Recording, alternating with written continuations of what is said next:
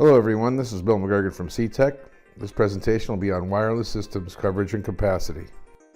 Module 1 is going to cover course overview, layout, certification, CECs, tools, equipment, and safety, including PPE. The course includes a wireless activity trainer with a removable transmitter that replicates a cell phone. It is removable from the board, and it has an on-off switch on the left and an indicator light indicating when it's on. Wireless activity trainer also includes a laser level that provides laser lines in the horizontal and vertical fields. Operation of the laser level is included in the instructor manual in Appendix B. The wireless activity trainer also has the base station, which provides power to the student remote units. It's also connected via fiber optic lines to demonstrate fiber optic connectivity between the remote unit and the base station. Grounding and bonding skills are reinforced in the course as well. The wireless activity trainer has a complete grounding and bonding setup. The student activity panel is located within the workstation. The student activity panel has a removable antenna mast, antenna mount, RF coupler, remote unit, and the things necessary for the grounding infrastructure.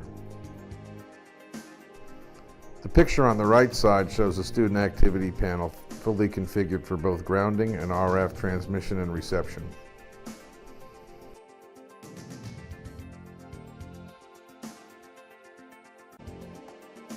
In addition to the student activity panel, the workstation includes omni and directional antennas, coax STP cables, cordless drills, tools, levels, compass, meters, and a banjo.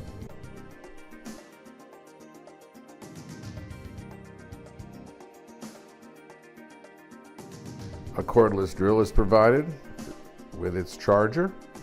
The drill has 3 modes: drill, screw, and hammer, which the students will be using on the various components when they install the remote units and the antennas. Safe tool usage is stressed, the 3 modes of operation, drill bits, and their supporting videos on safety and drill usage. The workstation also includes a tape measure, compass, and a level. Movies supporting these concepts and directions are included.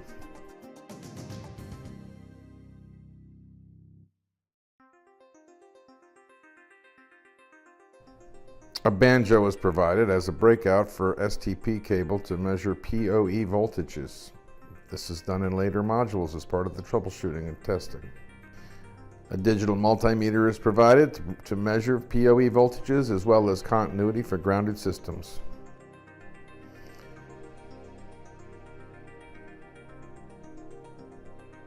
The drilling workstation is used to install antenna mounts and remote units on sheetrock, plywood, and cement board using the templates and the levels. A hammer is provided to seat the various anchors. Safety is also included in Module 1, including PPE, OSHA, hand and power tool safety. Module 1 also includes fall protection, ladder safety, and protection from being shocked. There are supporting movies on fall protection and fall arrest systems.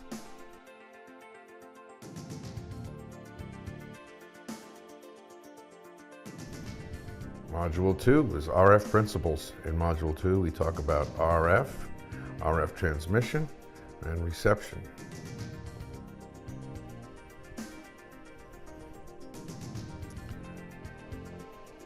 Module 2 starts out with the basics of energy, the basics of waves, and how waves carry energy. Module 2 goes into waves in terms of attributes, wavelength, frequency, and how wavelength and frequency are inversely proportional. Supporting videos for the wavelength as well. Module 2 covers the RF spectrum, including radio frequencies that can have a frequency from 1 megahertz to 1,000 megahertz and have wavelengths from 300 meters to 0.3 meters. Students also convert wavelength and frequency. No, the wavelength is in meters, lambda, and velocity is the speed of light. Students also convert between hertz, kilohertz, megahertz, and gigahertz, meters and kilometers.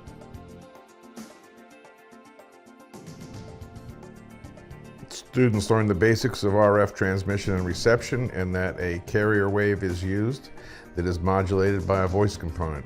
As the picture shows, the carrier wave comes in from the bottom on the left, is mixed with the information. All that is transmitted.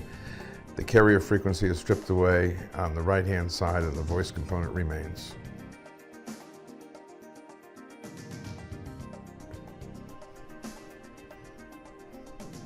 Students learn that carrier waves can be modulated in different ways to convey information.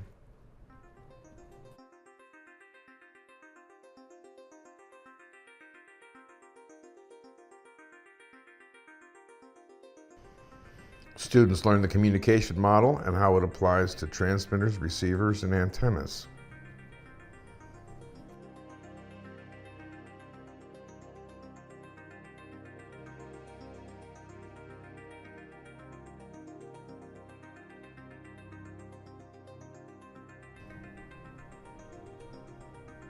During Activity 2.3, students configure the receiver, the remote unit on their activity panel, mount the antenna, connect it to the base station, and operate the system.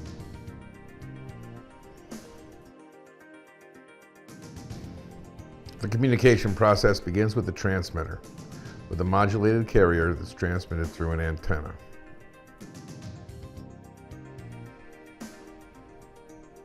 Relative power is discussed in terms of dBm, decibels per milliwatt.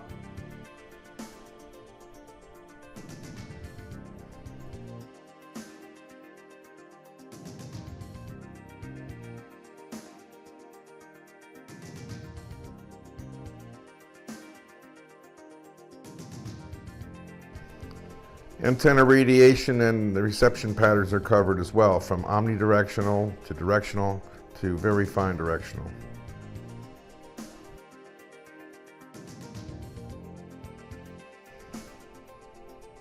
Antenna gain is covered in terms of decibel isotropic and decibel dipole.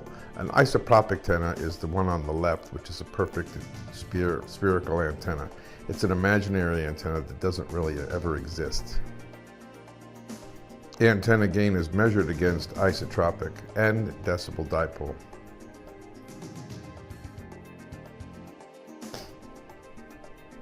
RF transmission is covered in terms of the inverse square law, things that can happen to an RF wave including refraction, reflection, and absorption, the effects of multipath, and what happens when something's in the path in the Fresnel zone.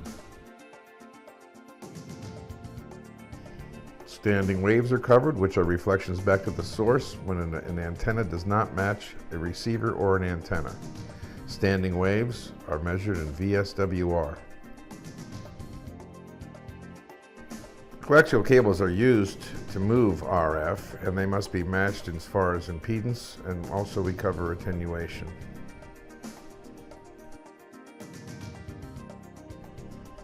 Receivers are covered.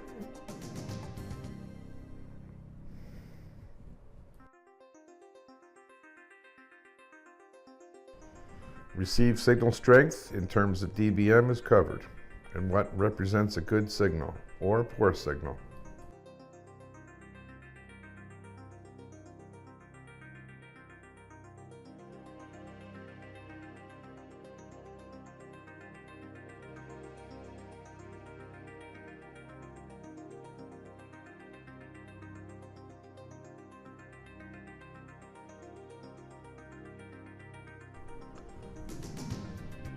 During Activity 2.5, students use the compass and a tape measure to move the directional antenna away and towards the transmitter unit and measure signal strength. Activity 2.6 has the students try reflection and refraction in front of the antenna and the transmitter and measure the results. Activity 2.7 has students map signal strength throughout the classroom.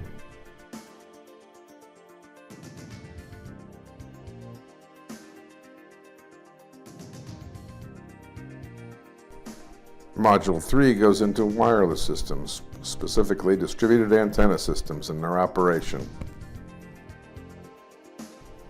Students learn that most cell traffic occurs inside of buildings. The course provides an overview of all the types of wireless systems used, focusing on DAS, or distributed antenna systems.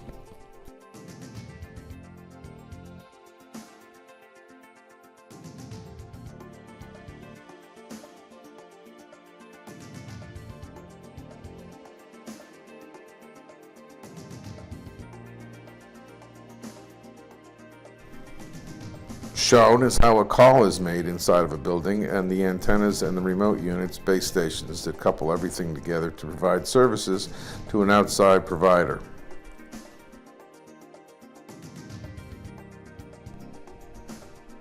Note the differences between coverage and capacity.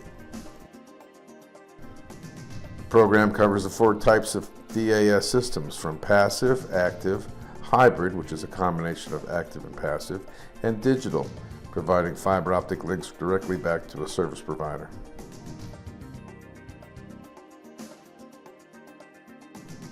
The different types of sources are covered, from off-air passive to BTS, digital, and small cell.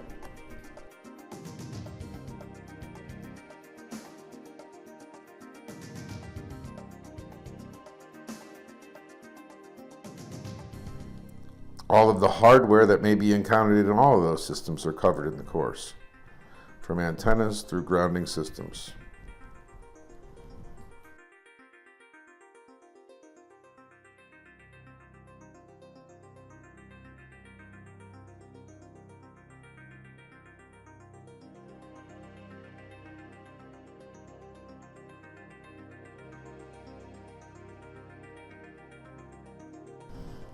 In a passive DAS system, antennas are combined through splitters and couplers, and most likely sent through an antenna to a cell tower locally.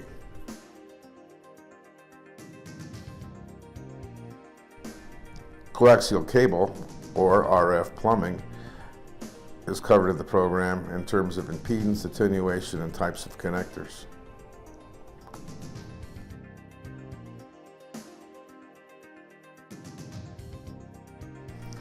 Couplers and splitters are covered in the program. Note that couplers have different outputs, where splitters split the input. These are combined in various ways to balance the antennas back to the remote units.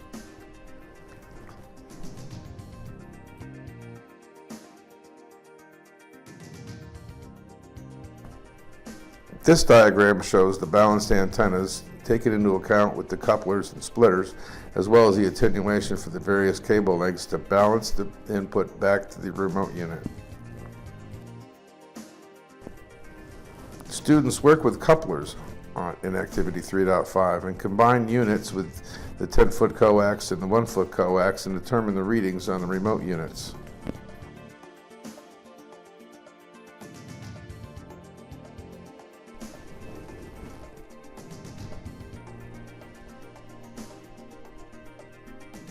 With the course hardware, the students are also able to replicate an active DAS system with the antenna, remote units, cabling, infrastructure.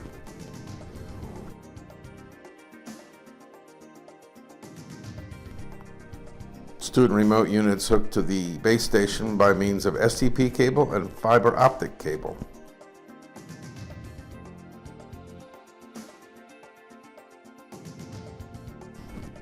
Grounding and bonding is an important component of any DAS system, and students ground and bond components on the student activity panel. When students complete the ground, it should be checked by the instructor, as this is a pass-fail activity. A DMM is provided to check continuity of all the ground paths.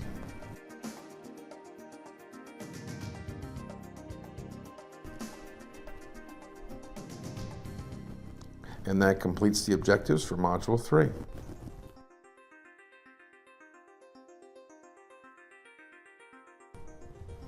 Module 4 covers installation and best practices.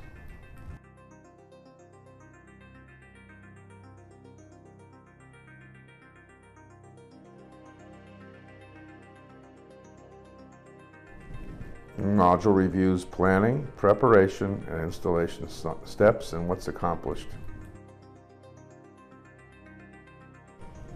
Conducting a site survey is covered, as well as finding a cell tower and how to install a booster.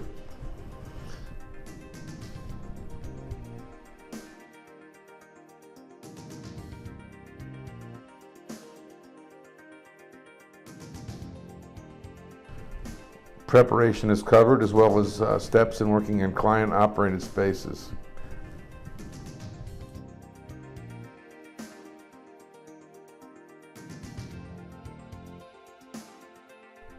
Technicians should be prepared to do any or all of these installation steps.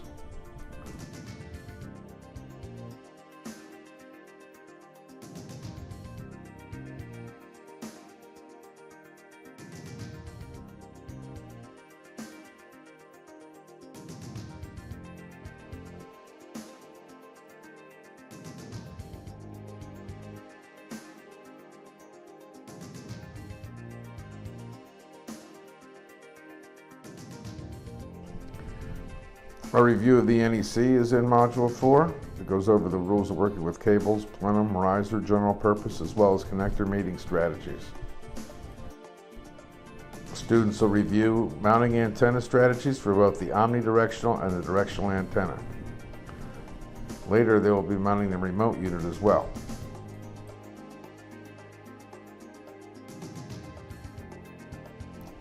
Before mounting, students review safety practices with the drill and the function of the drill.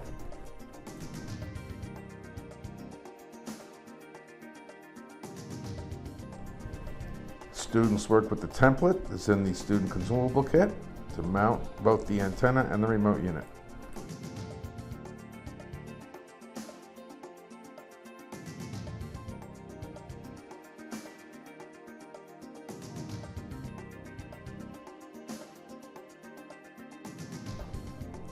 Using the level, mark, and drill, the students will mark and drill the holes for either the remote unit or the antenna. The different types of hardware mounting strategies are covered for both the remote unit and the antenna for plywood, sheetrock, and cement board. Note the punch-down tool is used as a guide for screwing in for the remote unit.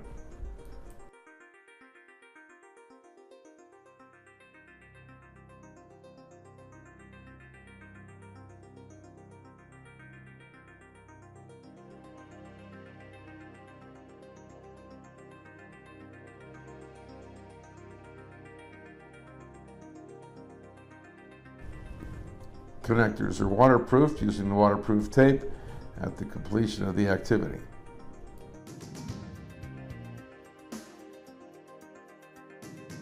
Activity 4.8 is a pass-or-fail activity in which the students hook up a DIS system with a complete grounding infrastructure. Module 5 covers operation and troubleshooting.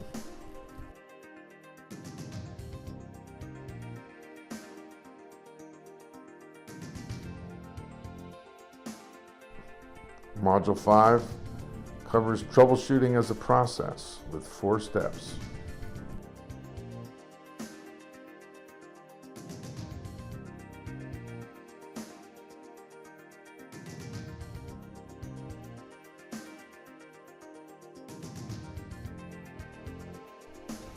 Causes of poor reception are covered, as well as Fresnel scattering, Fresnel distances, and their supporting videos.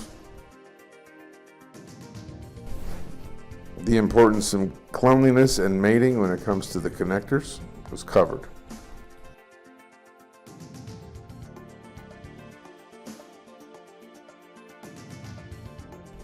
The module covers optical cabling, optical cleaning, and cabling polarization.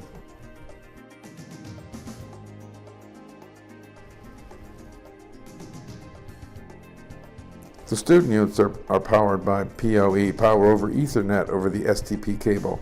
The Banjo allows students to check the pair for power using the digital multimeter. Preventive maintenance is covered.